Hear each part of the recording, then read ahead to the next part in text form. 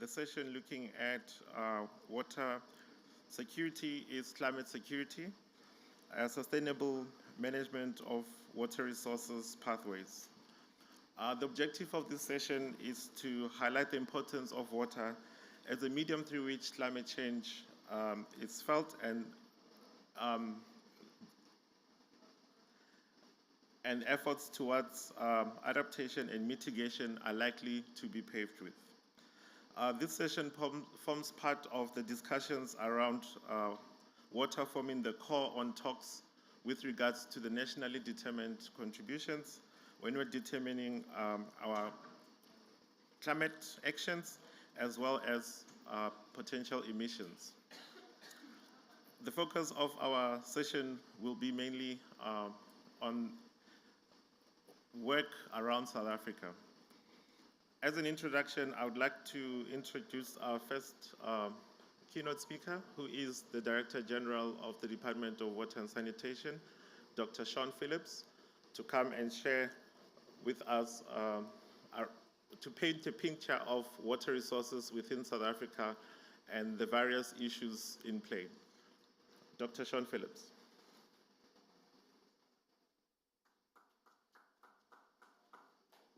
Thank you very much.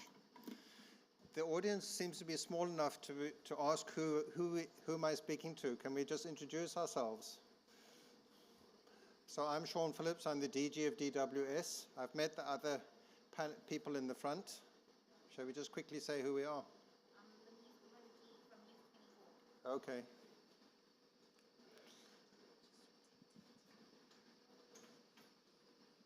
Would you like to introduce yourself? Sorry. You put me on the spot, so I'm like arriving late. Hi, my name is Claire Pingillian from Green Cape. Morning, I'm Nick Lissu from the Minerals Council, South Africa. Pumza Dubula, Department of Water and Sanitation. Hi there, Morik Mostert from Anglo American.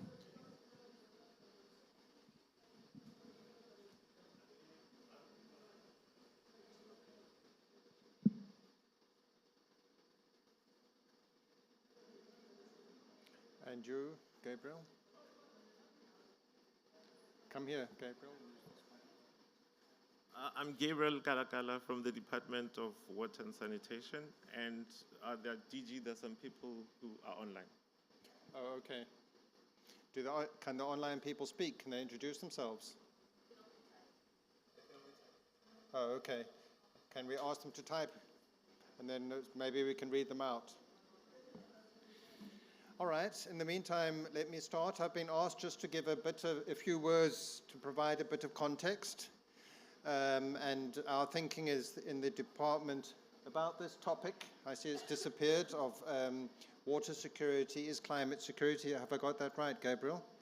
Okay. The first point is that as a water scarce country, climate change actually adds urgency to many of the things that we would have been doing anyway, even if we weren't a water scarce country. We are at risk of having water shortages in the future, and a lack of water could become a constraint to economic growth in future. There's several things that we need to do to avoid that scenario, and we need to do all of them. If we just do one of them, we're not going to avoid having water shortages in future. The three key things that we need to do is, firstly, we need to build more dams to capture the remaining surface water, which can be captured in a sustainable fashion. But there are limitations to which we can do that. We've already captured our water resource management planning people estimate that we've already captured 75% of the available surface water in South Africa that can be captured sustainably. And of course, when we built those dams that currently capture the 75% of the available surface water, of course we focused on the lower cost solutions first. So the remaining 25% are generally very expensive surface water capturing solutions. But nevertheless, we are going to have to build the remaining dams, raise the dam walls of some of the existing dams, and build associated infrastructure. The second thing that we need to do, if we're going to avoid water shortages, is to diversify the water mix. We are going to need to make much more use of other sources of water instead of just relying, as we currently do, largely on surface water captured in dams. We're going to have to make much more use of groundwater, but in a sustainable way. In our cities, we're going to have to do much more water reuse than is currently the case. In our coastal towns and cities, we're going to have to make increasing use of seawater desalination. And we are hoping that the costs of seawater desalination will come down in future as the costs of renewable energy technologies came down as they became more widely used all over the world. Luckily, we are quite well endowed with renewable energy sources as a country, so we're going to need to focus on seawater desalination powered by renewable energy. And then there are also other smaller ways in which we need to diversify the water mix, sources of water, particularly in Gauteng. There's mine water that can be both treated and reused for other purposes, if not for drinking water, then for other water uses. What's interesting, if you look at these different sources of, alternative sources of water to diversify the water mix, is that many of them are local in nature. It's very difficult for the national government, for example, to build a huge desalination plant and to distribute that water to coastal cities and towns. Desalination is probably going to have to be implemented by individual towns and coastal towns and cities themselves. Similarly, groundwater is largely a local function. Currently, particularly in the rural provinces such as Northwest, there's quite a lot of reliance on groundwater, but it's all managed almost all of it is managed at a municipal level due to the technical nature of groundwater and boreholes. Water reuse is going to have to be managed by our cities. It's not something that can be done nationally. It's about taking the water that comes out of the wastewater treatment plants and treating it to the required quality and bringing it straight back into our drinking water systems. So the storyline is that if we're going to avoid water shortages in future, we have to capture the remaining 25% of available surface water, which is something the national government can do and is busy doing. But the other two key things are largely municipal in nature. Firstly, diversifying the water mix. As I've pointed out, most of the opportunities for diversification are municipal in nature. And secondly, water conservation and demand management. Yes, we can play an important role at national level, but a lot has to be done at municipal level with regard to water conservation and demand management. One of the major sources of the high average consumption of water in South Africa is the very high level of leaks in municipal distribution systems. And municipalities also have a key role to play in which we can assist in terms of raising awareness amongst the populace around the importance of water conservation and demand management.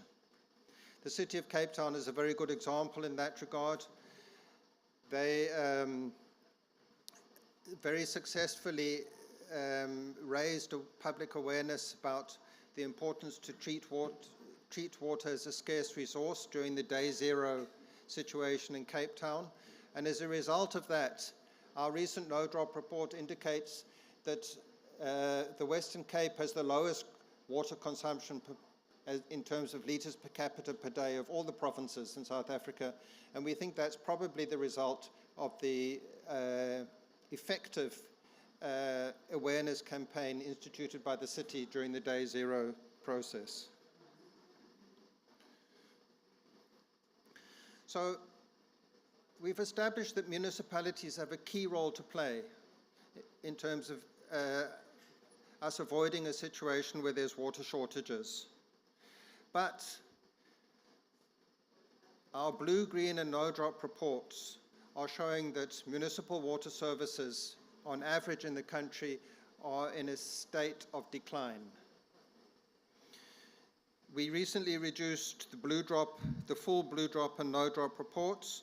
The no drop report shows that non-revenue water on average in municipalities has increased from 37% in 2014 to 47% in 2023. It also shows that physical losses in municipal distribution systems have increased from on average 28% in 2014 to 38% in 2023. The full blue drop report shows that the percentage of municipal water supply systems in a poor or bad state in terms of microbiological compliance. In other words, whether the water is safe to drink or not from a microbiological point of view, has increased from 5% in 2014 to 46% in 2023. That's the percentage of water supply systems which at one time or another during the year of the Blue Drop audit were found to not be meeting South African Bureau of Standards and World Health Organization standards with regard to microbiological compliance. In other words, whether the water is safe to drink. So in this context where we have declining municipal water services, but on the other hand, we're reliant on municipalities in several key ways to avoid water shortages in future. Our key priority as a country is to fix municipal water services. And even in the context of climate change, which is adding urgency to all of our work, the overriding priority, if we're going to avoid water shortages, and the risk of water shortages are probably going to be raised by climate change, our overall priority must be to fix municipal water services. And this is a governance and institutional issue. It's not so much a technical issue. We've got the technical expertise in South Africa to do what needs to be done. We've got the technical expertise to do water reuse. We've got the technical expertise to build the dams. We have the finance in the country to do these things as well. We have deep financial markets.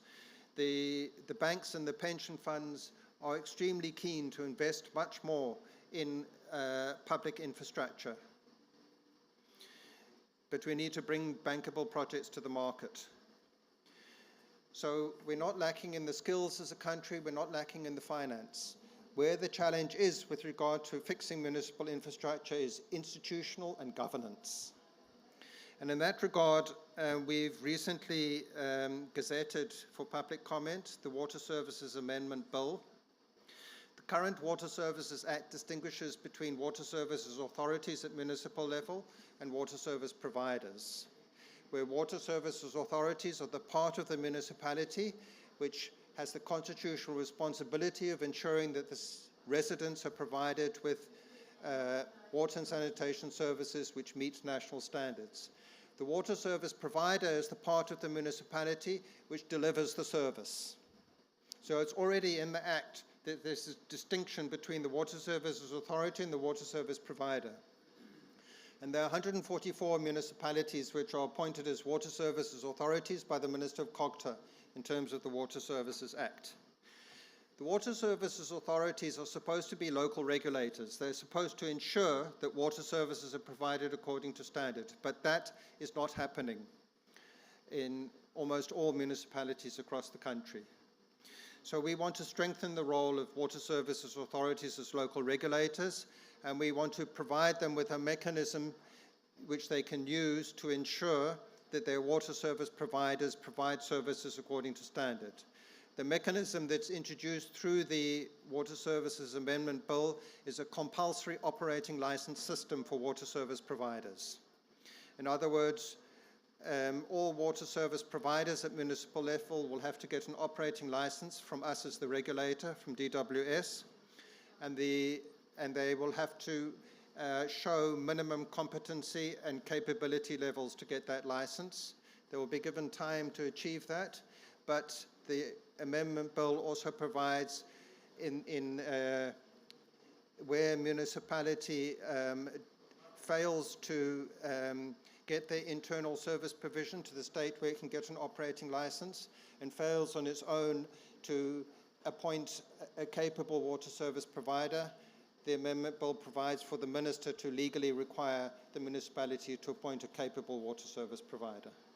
So these are quite fundamental reforms that we're introducing through the Water Services Amendment Bill with the aim of addressing what we think is the overriding priority from a service delivery point of view, from a financial sustainability point of view, from an adaptation to climate change point of view, from an economic growth point of view, so that we don't have water shortages. The overall priority is to address our governance and institutional problems at municipal level. Thank you.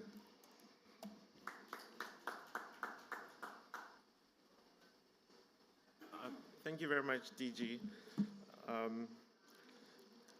DG has highlighted that action needs to happen at local level, specifically at municipal level, for us to be able to meet our current and future water resource needs, and also looking at issues of climate change mitigation, looking at efficiencies from our energy consumption, and also wastewater management.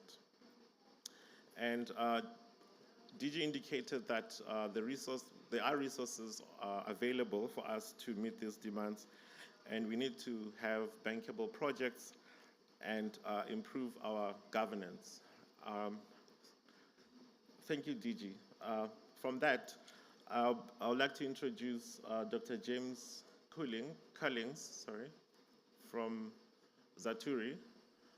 James is our service provider who has been working with us on reviewing our climate change strategy. James will be sharing some of the high-level potential pathways that will be taking forward. And on the left is Dr. Mary Jane Bupape. She's going to be part of the panel, and I'll introduce her after James has spoken.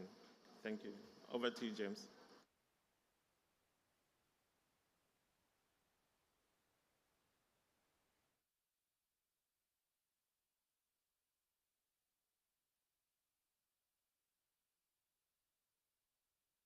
Thanks, Gabriel. Thanks, everybody. Hopefully you can all see the presentation. As Gabriel has mentioned already, that we've been assisting the department with helping to review an updated status quo assessment and developing an updated draft climate change response strategy. There was an original climate change response strategy developed for water resources in South Africa in 2013, so it's almost 10 years ago.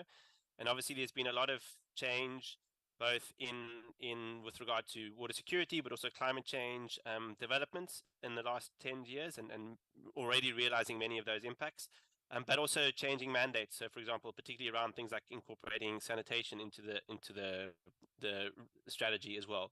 So we have a very brief overview of some of the considerations in that respect. So obviously the idea is that, as we know, climate change is already happening around the world, and we've already seen extreme events, particularly this year, but more recently, and we've got several of our own experiences in recent memory. The DG mentioned the lessons learned from the Day Zero crisis in the Western Cape and also following into the Eastern Cape around how do we manage increased sort of extreme events, particularly around drought. That we've always, as you said, we've always been a dry country, a water scarce country, and we've learned to manage those quite effectively. But we're now being pushed to new extremes with how do we manage these extreme events, not only from a water supply availability from a climate change perspective, but also from a social demands perspective. Equally, we've also seen extreme events related to flooding in the KZN, the Eastern Cape, and even more recently in the Western Cape. Both of these events are being shown to be more likely as a result of increased climate change impacts. So they're certainly things we need to plan for in the future, but we can learn from many of the lessons of planning for these in the past and our experiences in the past. We also know that, as the DG's mentioned, that South Africa already is a water scarce country and has a really highly developed and integrated bulk water supply system, as well as several basic provision of water services and sanitation to the vast majority of the population, although those are becoming increasingly stressed. And we are becoming more vulnerable to climate-related risks through various factors, not only increasing demands, and migration, but also challenge increasing around the infrastructure. We've already developed large portions of the available resource.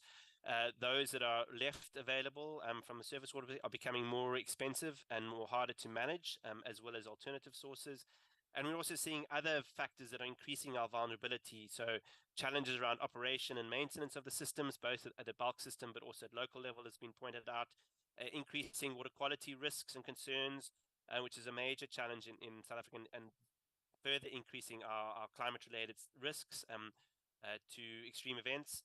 And that's not only from human consumption water perspective, increasingly threatened ecosystems. And we know our aquatic ecosystems amongst the most sensitive to climate change-related impacts. And these are also being affected by other changes and challenges around infrastructure, operation and maintenance, loss of the huge water losses, challenges around water quality, and those are all aspects that are increasing our vulnerability in the face of increasing climate change related risks.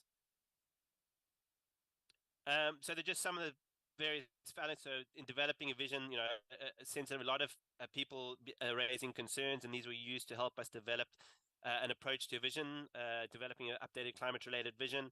And things, obviously recognizing it's not only about water scarcity, but increasing also floods is a major challenge, and various other compacting impacts that sort of are also contributing to our climate change related risk, and the need to be addressed both from a pure water security challenge, as the DG's mentioned, but also increasing from a climate security, climate risk related perspective.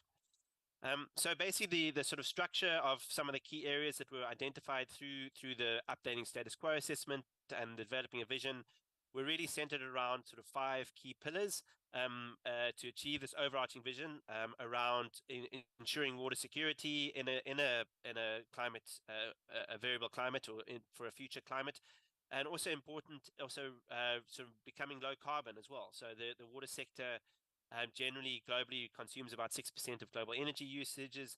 And so also an adding new dimension into the updated strategy is also considering the role of the water sector from a mitigation perspective, and also the impact that, for example, energy transition has on the water sector, with many of our systems already highly dependent on energy to transport, bulk, pump and treat water, and particularly to treat wastewater.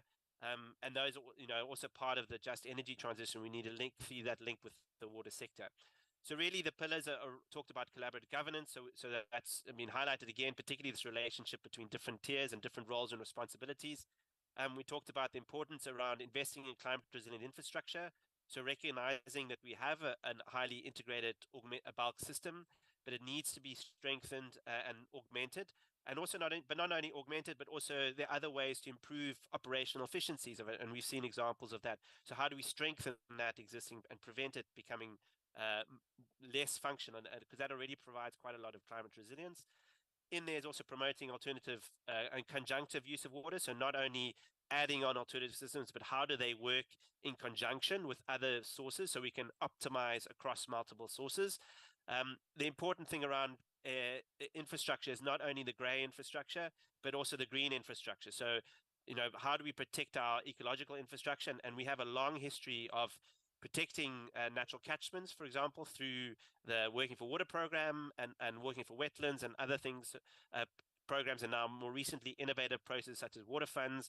So we really recognize the value of ecological infrastructure and how do we strengthen that and protect that as critical to supporting the grey infrastructure in many ways.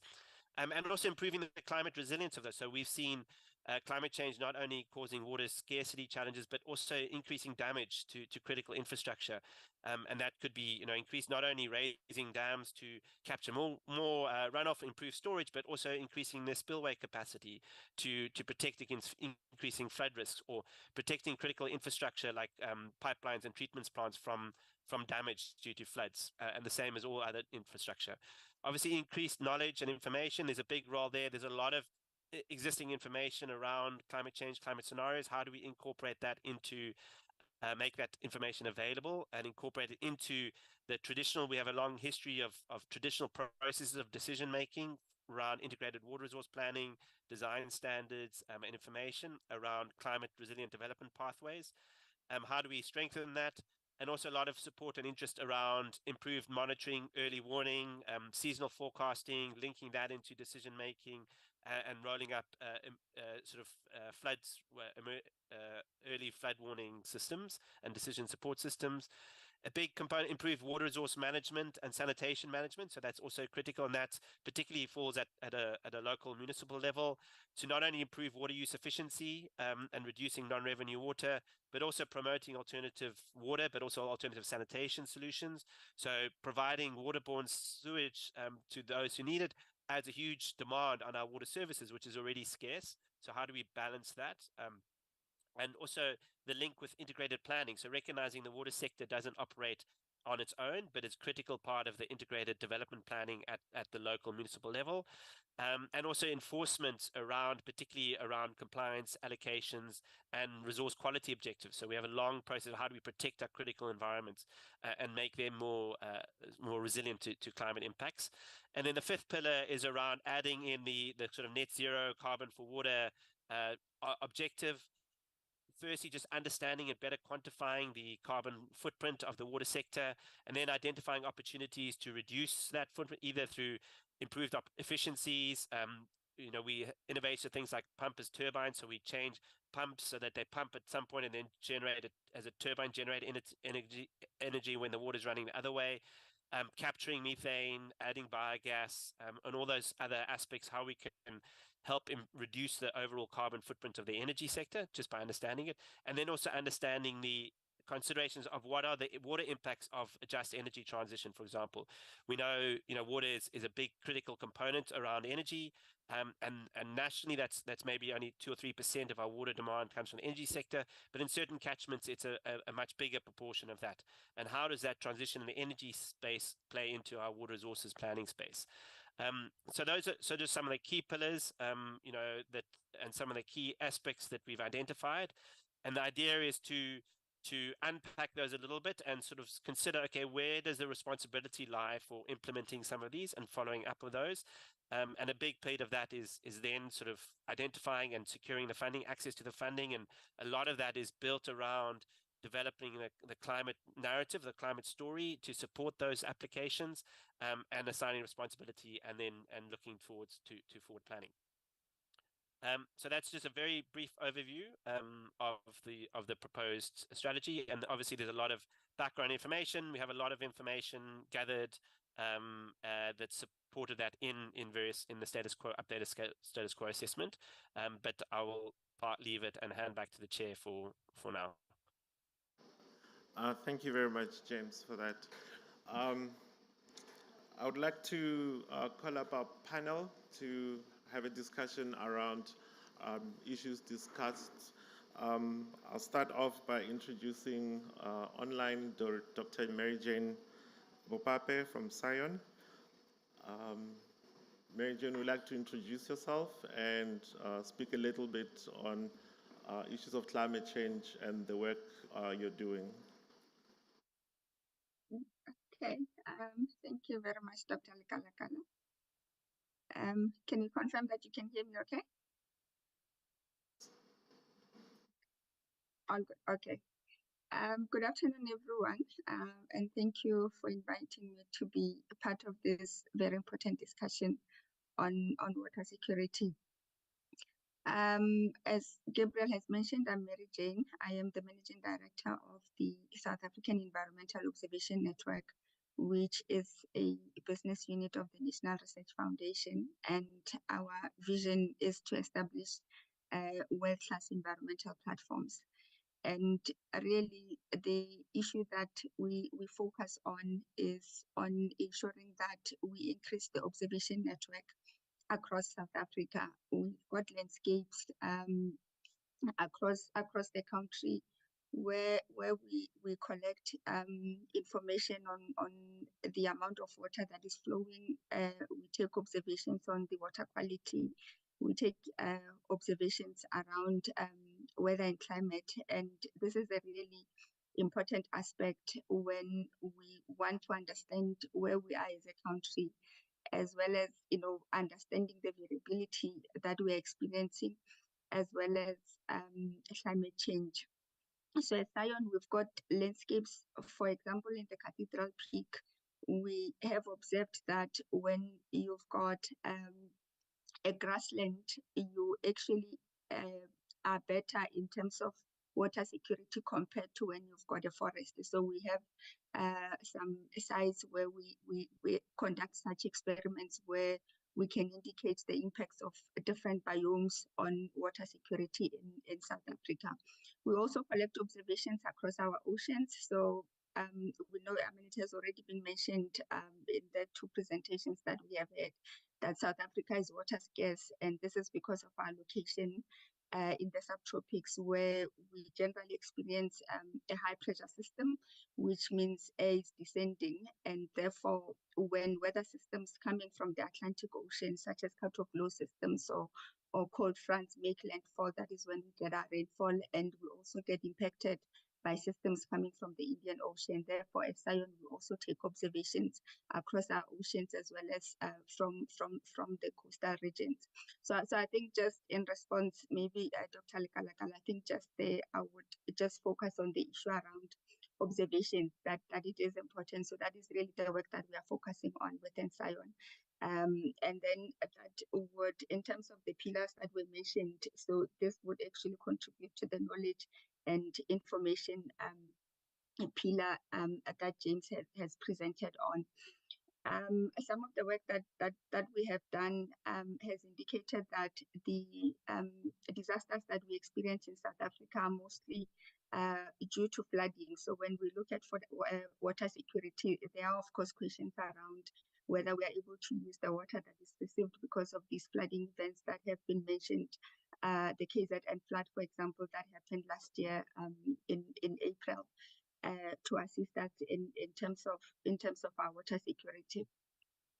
Perhaps I can also mention the reports that have come out from the Intergovernmental Panel of Climate Change that have shown that as Southern Africa, so both the east and west of Southern Africa, we are already seeing decreases in terms of the mean precipitation.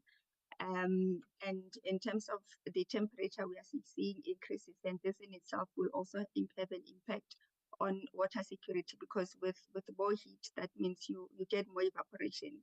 Therefore, with less rainfall and more heat, that means we are going to be experiencing a whole lot in terms of water scarcity. And this is something that has already been shown by the IPCC report, the Working Group 2, which focuses on the impact of climate change, has shown that actually the whole African continent is going to experience adverse impacts. So climate change, you can have positive impacts, and you can also have adverse impacts, and the whole of the African country will experience adverse impacts when it comes to water scarcity. And for South Africa, we are also expecting that we are going to be continuing to see more drought. Where do you think we I mean, do you think we have the capability as South Africa to address issues of climate change, and where do you think capacity needs to be built based on the work that you're doing on monitoring and detection of of weather systems? Okay, so I think in responding to this one, I'll just speak to the aspect of early warning systems, that it is a whole value chain. And in that value chain, first we need to understand what we are exposed to in terms of the weather systems. And as I've mentioned, because of where we are located, we know the types of weather systems, but when it comes to the impacts, we are not actually doing very well. And what the early warning system, there's also a pillar around the observation network as well as the models that need to be used. So in terms of the observations, we definitely do not have enough as South Africa. I mean, SION has an observation network, DWS has an observation network, South African Weather Service and ARC. So a number of organizations have their own observation networks, but if you sum up all of them, and also given issues around access to these particular observation networks, we don't really have enough to inform our early warning system. So to really understand in detail, especially at local levels, the issues that we are dealing with. Then these observations are actually supposed to inform products that are coming out of satellite information, because you cannot have ground observations everywhere. So the ground truthing is not sufficient, which means the satellite information that we have is also not sufficient. I mean, we've had studies where we've compared rainfall produced by different satellite products, and we see very different results. Like you actually get to a point where you can't tell whether on a specific day it rained or not, because one product will say it rained, another will say it did not rain. Then for us to be able to forecast, far ahead, even with the climate change projections, we require the use of models. And generally, the models that we are using right now to inform policy development, as well as, for weather forecasting, operational forecasting, all these models were developed in the West. So we don't really have models that were developed locally. There's a study that was conducted which indicated that the models that we have available are not able to capture the intensity of thunderstorms in South Africa. They are able to get the size, but not the intensity that is associated. And we are also seeing, for example, even with the KwaZulu-Natal flood that happened last year, that the models were not really able to capture the amount of rainfall that was associated, although the forecasters know that when you've got a system such as that one, a cut-off flow system, generally we will get flooding, but our models do not perform that well. Again, this is really linked to the observation network not being sufficient. Then when the forecasts are perfect, so it can be seasonal forecasts. I mean, even with the climate change projections as we've seen them, it can be numerical weather prediction forecast basically in the short term. It's important that the people that need to respond get access to this information. So we need to do a little bit better in terms of disseminating the information when it becomes available, as well as communicating. Something that has come up, which I understand was proposed by the World Meteorological Organization, is that generally when there's a high impact weather event coming up, there would be a media release that comes out, and this I think has been working very well, but there is a lot more that can be done around our weather apps. I think generally in South Africa we would use weather apps that were not really developed locally, so there is a need for us to develop more locally. And then again, the last point is just in terms of being able to respond, that people that receive this information need to respond. So I would say, to summarize, we need to be a little bit more in all the pillars that make up the value chain of early warning systems. Thank you, Dr. Mary Jane. Just as a build, carrying on from that, I would like to introduce the new country representative of UMI, Dr. Henry Roman. What is your response based on the keynote by the DG and also by the proposed draft strategy, and also looking at what Mary Jane has indicated as shortages in terms of our observations? Maybe can you also speak on how important it is for us to start securing our water resources in the country. Thanks, Gabriel. As introduced, I'm Henry Roman. I'm with IMI, South Africa. For us as IMI, we're placing water security at the heart of adapting to climate change, because we feel it is the most critical of our resources that will be impacted.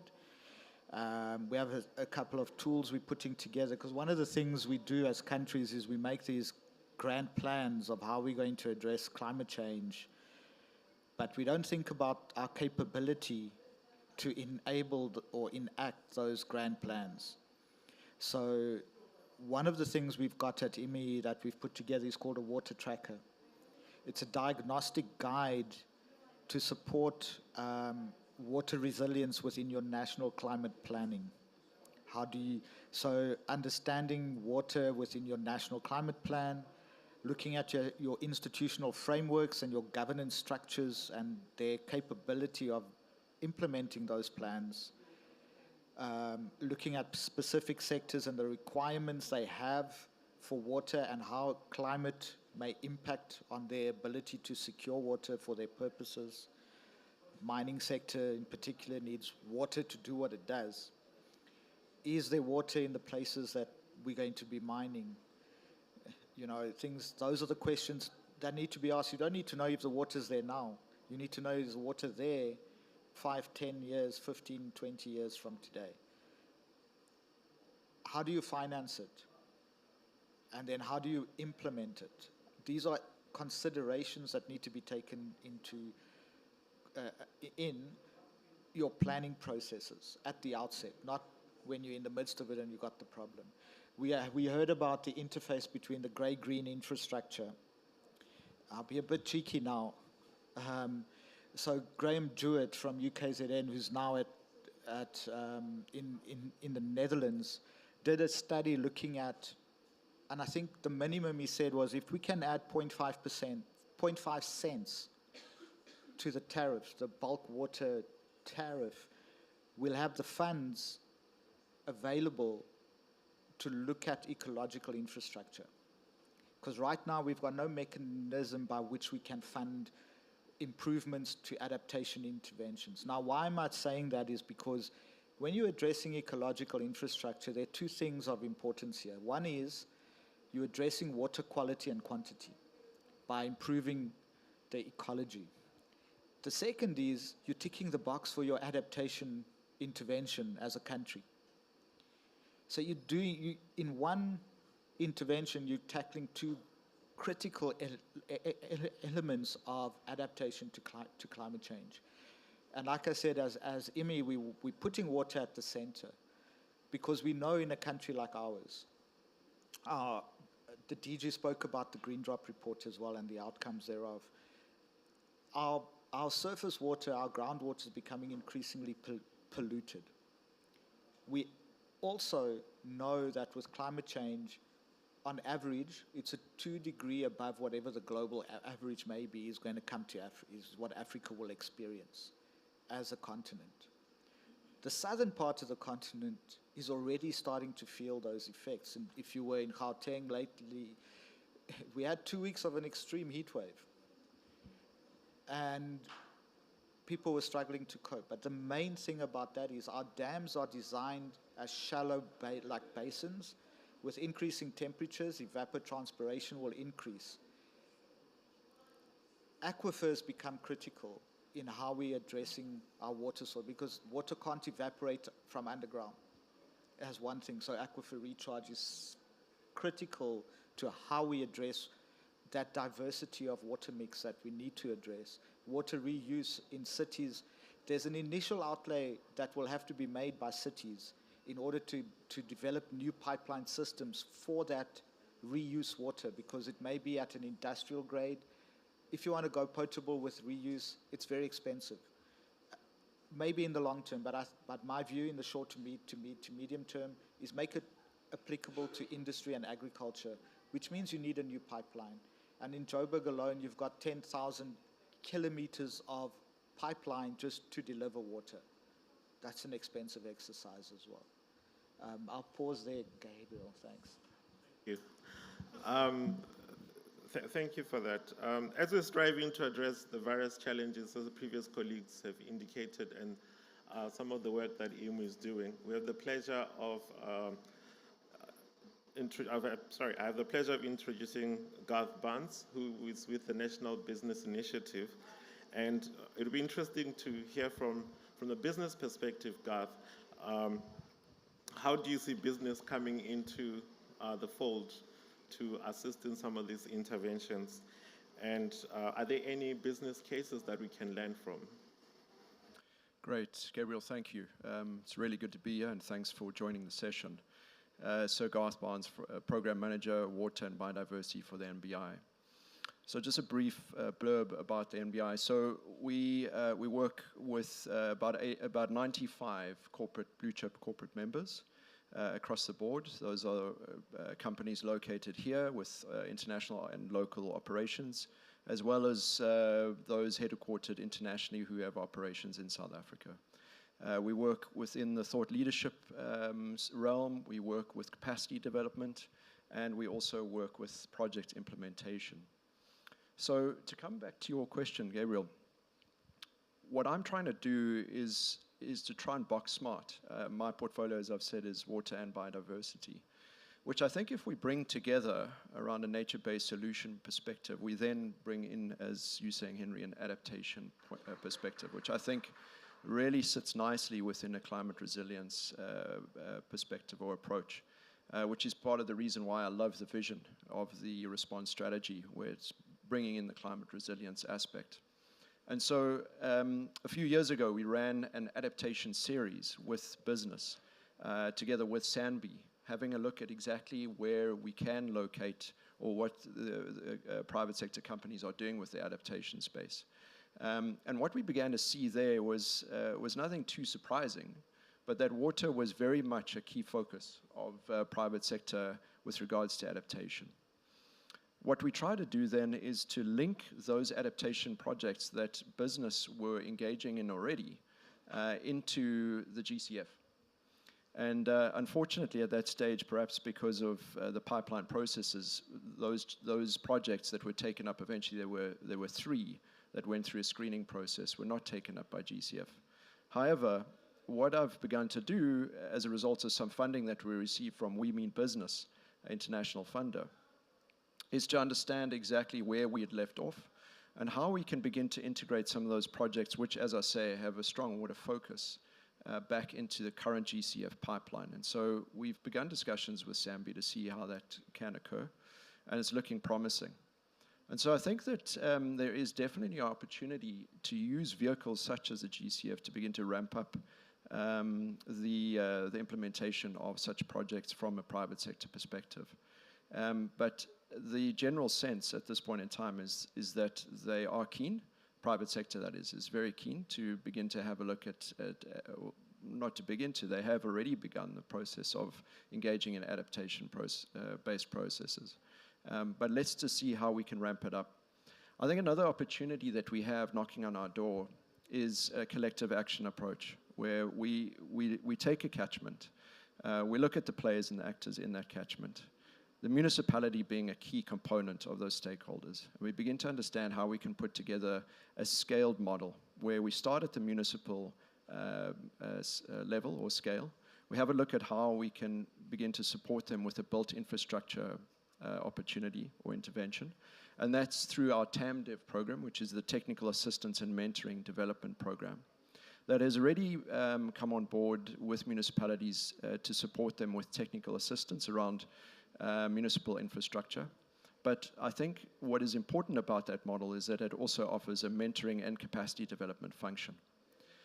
But if we partner with someone like an organization like the Strategic Water Partnership Network, I think we can begin to build this collective action approach, where we work in partnership together with corporate actors in the catchment that looks at the integration of both the built infrastructure and ecological infrastructure in support of that built infrastructure, where we can then build a strong enough program to go to the GCF once more as, again, just one option, You know, especially as a result of their recent injection of funding into the DBSA, around $235 million US dollars, that is focused on water reuse. We then suddenly have an opportunity to begin to engage with the municipal function that has both built infrastructure opportunity or intervention built in, as well as an ecological support function that we can leverage. And that then also provides us with an opportunity to leverage a blended financing mechanism where we, for example, we can bring in a GEF that would be able to complement the funding that we got from GCF around an ecological infrastructure play. And so, and then of course, you know, that really does invite our corporate partners who obviously are relying on municipal water provision for their operations into the conversation. So I think we've got some fantastic opportunity, even though the stats, as you say, DG, are looking a little dire at the moment. I think that challenge provides us with a tremendous opportunity here in the water sector. Okay, thank you for that. DG, please allow me to put you on the spot and ask you to join the panel. Following the discussions and from your keynote, what you've shared about some of the challenges and opportunities that are there in South Africa to secure water resources, and also looking at proposed pathways or strategy on how we can become more secure, and also other policy instruments in the department and in the country, and also looking at the issues of monitoring and having that information to help us to make better decisions.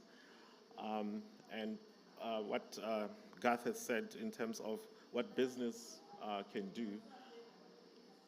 Can you comment on, do you think we'll get to a point where we'll have water security, and do you think that can translate into climate security?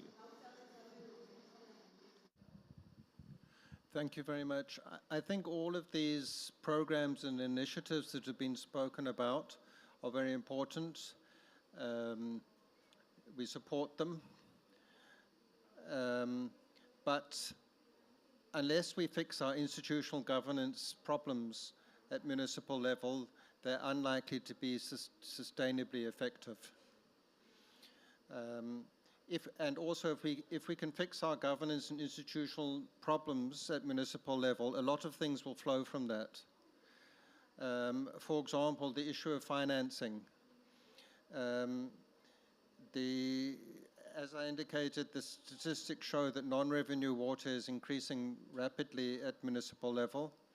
Municipalities are also under budgeting for the water and sanitation function. There's no legal obligation for them to use revenues from the sale of water for water and sanitation functions, and particularly with regard to sanitation, there's a reluctance to budget for much money at all for sanitation, which is one of the main reasons why we have such poor green drop results with regard to the performance of our sanitation systems.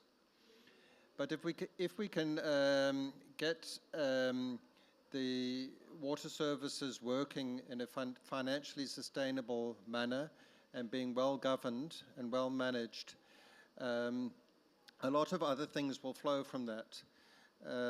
For example, the private sector investment that we've been talking about will flow if municipalities are financially sustainable with regard to the water and sanitation function. A lot of the things that need to be done, such as reducing non-revenue water, such as water reuse, are suitable programs for private sector investment, because if there's financial sustainability at municipal level, there should be sufficient revenues from those functions to give a return on the private sector investment. Thank you. Thank you, DG. Are there any burning questions from the audience or on the platform? I see two. Are there any questions from the platform? Okay. Please introduce yourself and you can ask a question. Thanks again. Warwick Mossad from Anglo American. I just want to pick up on the point that Henry and Garth made around the opportunity for the private sector to contribute, particularly in the sort of ecological infrastructure element. So a two-part question, one to Seon, to question how much of the data that we have around the contribution of, for example, alien invasive clearing can make to some of the strategic water source areas. Do we have a number on what the contribution could be in terms of the water saving, as an example? And then building on that, to Garth's point and to Henry's point around the opportunity for the private sector to get involved in, it's not just a company adaptation strategy. There are opportunities that we as the private sector can get involved at a strategic water source area where it's not necessarily in our mining lease areas. It might have absolutely nothing to do with the water that we use within industry, but there's an opportunity for the private sector to contribute at scale to some of these strategic water source areas in projects. I mean, and the projects are there, so they're sort of low-hanging fruit. But so two questions. One is, do we have the stats? Do we know how much the contribution can potentially be? And then to Garth and Henry, what do we need to do? How do we get this at scale?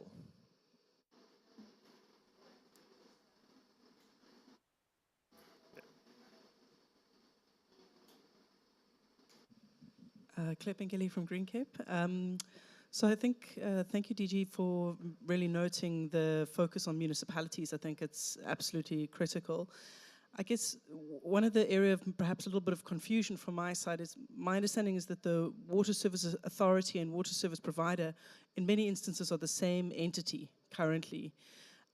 So it sounded like there would almost be a shift or a split of responsibilities in that context. And I guess it opened up a bunch of questions relating to, what does that mean that there could be areas where the water services provider could be a private entity, even possibly, where the Water Services Authority would actually look to them to provide services, particularly in particular areas. And then, when we're talking about development of new resources, would that then be the Water Services Authority's responsibility if we're looking, say, at groundwater or desalination, those very localized schemes? Yeah, I'd love a little bit of insight on that. And then, perhaps just talking more generally, like, there seems to be, and I haven't heard it come out, but there seems to be quite an opportunity to think about decentralized solutions, particularly decentralized wastewater treatment, when it comes to, like, reducing water consumption, because of course you can reuse on site for non-potable purposes.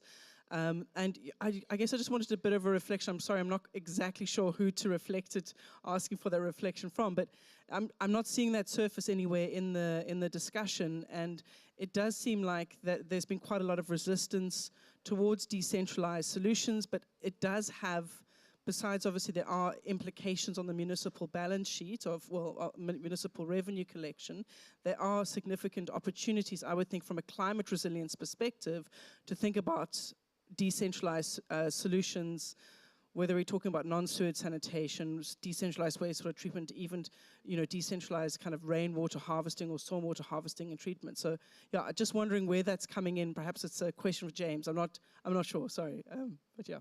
Okay, thank you for that. One last question, quick. Yeah, I just want to get an opinion on water shedding. Possibly, how effective is it? Is it something that can change behavior, or is it more like a penalty? Do you see it becoming more prominent in the future with our challenges? Okay, thank you. We're quickly running out of time. I'll ask our panelists to respond and give their closing remarks. I'll start with Garth, and then Henry, and then the DG. Sorry, and then James, and then I'll ask you to be the DG. Or should we start with Mary Jane? Your closing remark, and then we'll give Garth an opportunity. Then. Okay, yes. Thanks, Gabriel. I think just on the question of whether we know the numbers, just in terms of what vegetation means for water security, we do have some sites in Maputaland, in the Cathedral Peak. Cathedral Peak is one of the strategic water areas where we are collecting observations. However, I mean, with the observations that we've got available, they are not sufficient. We are expanding to a program of the South African Research Infrastructure Roadmap so that we can get more information, in different parts of the country. So then just in terms of closing, it's really just to stress again the need for more monitoring in terms of the observation networks to make sure that we've got enough. There's a lot of talk around artificial intelligence and deep learning that are supposed to really help us in terms of decision making, and this will require that there is sufficient input data that goes into them to inform our decision making. Garth? Yeah, Warwick, thanks for those questions. So, I mean, just to go back to your first one, are you talking about liters? Is that a question in liters? Yeah. So, I'm going to lean on my experience from the DFFE. So, what we were trying to do first and foremost is get the data sets right at a level that was granular enough to understand the densities per hectare. Because then we'd be able to understand what we were able to clear at what rate, including follow-up, etc. thereafter. And that has always been the snag, is around the right data set. So, just before I left, I was involved in what is called the National Invasive Alien Plant Survey and the update of those data sets, which at the moment is really old. I mean, we're talking 2010, I think, was the latest data set, which we've been using since then, and as far as I know, it's not yet released. And even that data set is at a high level. And so what is happening is we're finding that in order to harvest commercially, we have to leave it up then to the service provider or the commercial entity to do their own ground truthing to then truly understand how we'd be able to convert those numbers into liters released. However, I mean, I think that where we were able to progress was, and I was chatting to someone a little bit earlier about this, is that together with WWF, the late Dave Lemaitre, and the Forest Stewardship Council, we managed to put together a water calculator, effective enough to begin to understand if you cleared X amount of this species in this topography at this rate, we'd be able to then get a sense of number of liters cleared. But I think that the point you raise is hell of a critical in understanding verifiable indicators that we would need to get to in order to draw in corporate support at a strategic level, as you maintain. And not only that, financing, that I think, from, for example, an outcome-based funder, such as GOF, the Green Outcomes Fund, such as something that the RMB are presently trying to put together, where we're then able to really translate that activity in numbers that make sense to corporates that you can easily report back on. So I think it's a fundamental point. Your question about scale, I think for me, is around this collective action approach that I mentioned earlier. I think it's important to be able to understand from a catchment perspective who the key actors are, pull those actors into a strong convening platform, and to begin to plan effectively in a way that enables us to stretch targets, both in terms of what you're trying to do, but also then the finance that you need to crowd in. And I think that once you begin to understand the numbers around financially how this is going to play out, I think that then enables a much bigger scaled attempt at what we need to do on the ground. But I certainly agree. I think the days of these fragmented pockets of work are long gone. We need to have a look at broad areas of landscape upon which we can work. And for me, the best way to do that is across sectors and across actors. And I think the NBI can provide, in collaboration with others, a partnership to do that. Let me hand over. Okay, thank you. Henry. Gabriel, for me, I'll speak, like Gaza unpacked quite a bit on the data side, but I think looking at how do we get these things to scale, a recently concluded project run by Sanbi on ecological infrastructure for water security. What they're looking at now is how do they build on what they've learned over the last 5 years, and that was, I think, GCF funded program. They learned a lot, not just about projects on the ground, but governance aspects were looked at as well. And from an IMI perspective, the way we look at these kind of scaling efforts is we bundle innovative aspects of it. So you bundle the tech offering together with understanding the financial mechanisms that surround that tech offering and how you bring it to people. And then how do you innovate in the governance of how do you bring it to people? So ultimately, how do you bring it to people in a way that works?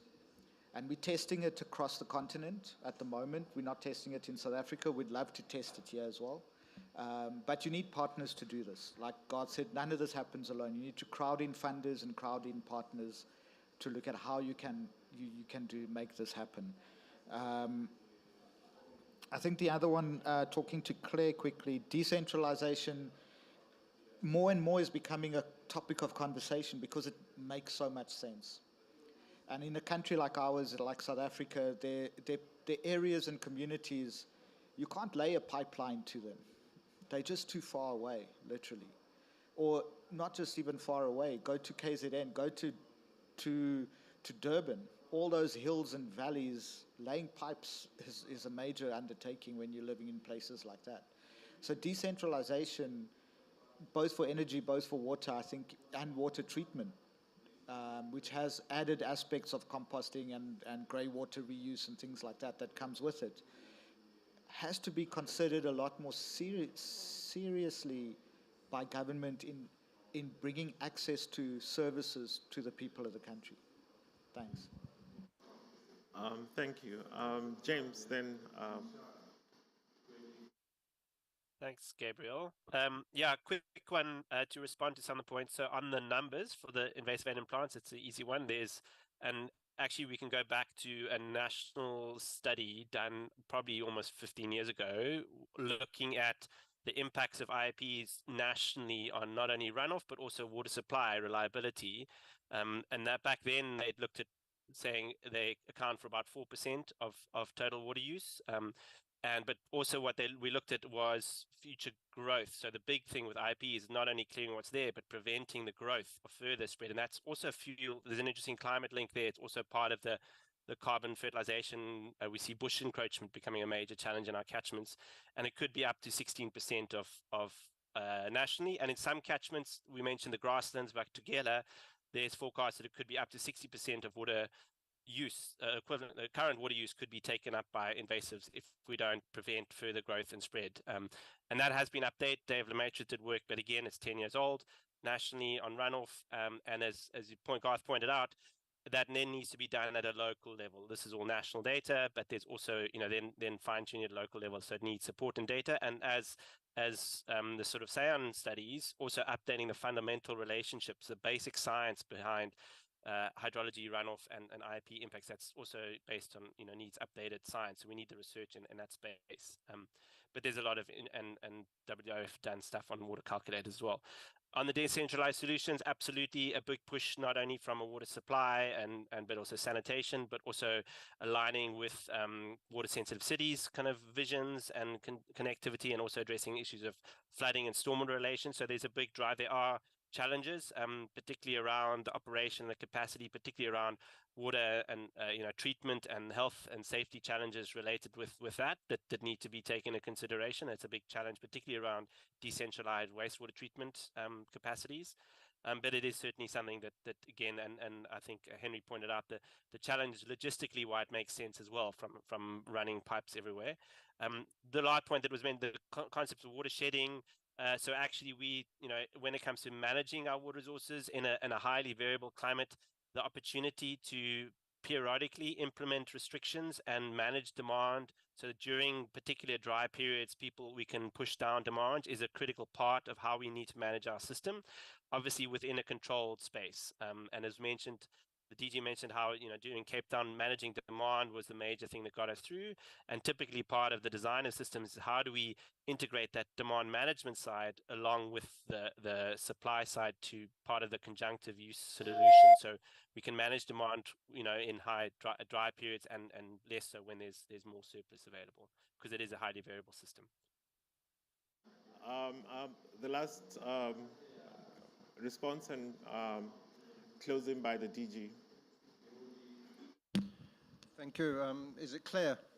Clear. So there is already the Water Services Act, And this differentiation between water services authorities and water service providers is in the existing Act.